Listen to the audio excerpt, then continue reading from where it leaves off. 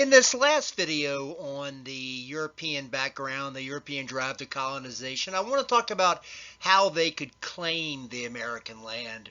When the Europeans arrived, they clearly saw that their people, Native Americans on the land, but their culture, a European culture, had taught them that the Native Americans did not own the land. The American lands were, to the Europeans, considered unclaimed. And so in this short little video, I want to talk about how they believe that. There was a long tradition in European law and politics that ownership of land was defined by development. Historically, that meant fencing the land or farming the land or building structures on it. You can see this in American laws, sort of vestiges of it in the idea of adverse possession, that if you build a fence on somebody's property and they don't complain about it, then a certain period of time passes by, it's your property. So, developing the land was in European culture the key to ownership. It's not surprising that European culture stressed ownership through development of land because in European culture, unconquered nature or wilderness left alone in its natural state was bad or even evil in the eyes of European culture. There was a quality of mystery about the wilderness, especially at night, that tended to trigger the imagination and to frighten eyes. The limbs of trees became scary or leaping figures, and the wind became a scream. And all this type of view of the wilderness was depicted in ancient European folk traditions.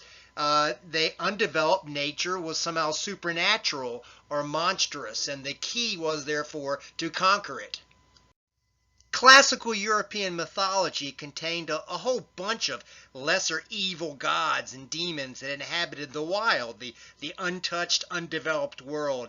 Pan, for example, was the lord of the woods, and he was always pictured as having the legs and ears and tail of a goat, but the body of a man. And Greeks had feared him so much that the word panic kind of comes from Pan. Related to Pan were the tribe of satyrs, the goat men of a demonic character devoted to wine, dancing, and lust. They would supposedly appear only at night and then only in the darkest parts of the forest. Satyrs would kidnap women, carrying them into the forest and rape them, so the Europeans feared these wilderness satyrs. In Central and Northern European folklore, the forests were full of horrible beasts. Trolls were the least scary, and then you had things like man-eating ogres. But one of the most feared were the so-called werewolves that lived in the wilderness. They were men that could be transformed into wolves, horrible beasts that could kill people. You can see the European culture's fear of unconquered wilderness nature in the famous 8th century Beowulf epic poem. In this long poem, there were gigantic blood-drinking fiends that lived in the forest, and the brave Beowulf goes into the wild to defeat them. The European religion of Christianity also implied that uncontrolled, undeveloped nature was bad. You might say, well, man, the Garden of Eden. Well, the Garden of Eden was, unconquered, but it posed no threat. There were easily edible plants, was well watered, and Adam and Eve didn't have to work, so it wasn't really seen as natural in a wilderness as the Europeans saw the world and they lived in. What the Adam and Eve did, of course, was eat the fruit that God told them not to eat, and God was ticked off, and so what he did was he made nature into a threat, a curse. Though no longer would man live in harmony with nature. He said, now, through thy act, the ground is under a curse. All the days of thy life thou shalt win food from it with toil. Thorns and thistles it shall yield thee, this ground from which thou dost win thy food. Still thou shalt earn thy bread with the sweat of thy brow, until thou goest back into the ground from which it was taken. Dust thou art, and unto dust shall they return. That was kind of paraphrasing a bit from the Bible. But, God banished Adam and Eve from the Garden of Eden, and then they're put into nature, and untouched nature is therefore a threat. God did imply to man that he should have dominion over nature. Humanity should be punished for its misbehavior, but nevertheless, it was clearly in the Bible the dominant species on earth. God commanded mankind to have dominion over all the fishes of the sea. The humans were created after last, and it's you can even see it in the Great Flood and Noah. It was up to the humans to save the animals. So humans were not considered part of an ecosystem, but rather above it, and they should conquer and develop it. Again, Christianity you can see the idea of unconquered nature or something evil in the story of Christ. Christ went into the desert where the devil tempted him. He was in the desert 40 days, and the devil appeared to him. Well, it wasn't appearing to him in the city. It wasn't appearing him to anything but undeveloped nature. So the Europeans that arrived in America, they arrived predisposed to develop the land and to claim it, to own it, to conquer it. And they viewed unconquered nature as something evil, and that is completely different to what the Eastern Woodland Indians culture saw in nature. In contrast to the European culture, Eastern Woodland Indian culture largely viewed undeveloped nature as an ecosystem they should not try to conquer or destroy. They're well adapted to the environment and relatively few in number.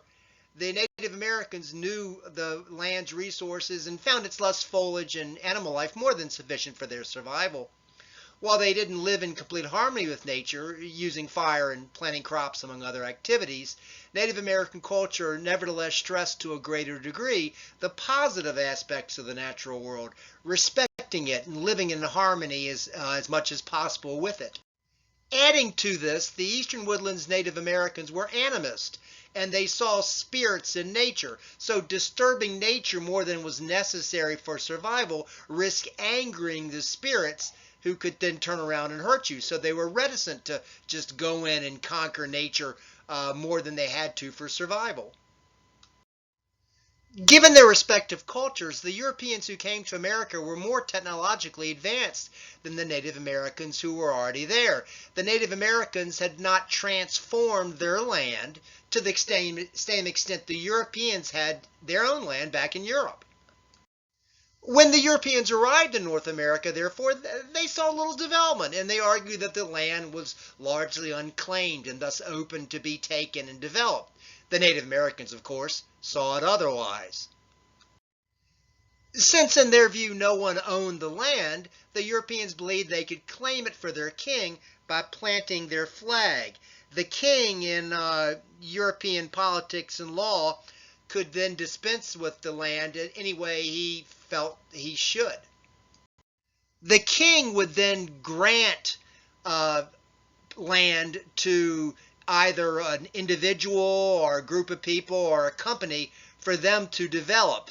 And this royal grant of land was called a charter. When the king granted a charter of land, colonial land in America, to an individual or a company or whatever, that individual or company could then develop it. They had to abide by the mercantilistic laws. That's how the mother country and the king hoped to profit off the colonies. But you do see three types of colonial charters. There was a company charter where the king would grant it to a group of investors, stockholders, and then there was a proprietary charter where the king would give it to one or more rich guys, which they're called proprietors, and then there was the royal sort of charter. A royal charter was simply a colony that was developed and funded by the crown himself, the king and the country and the taxpayers.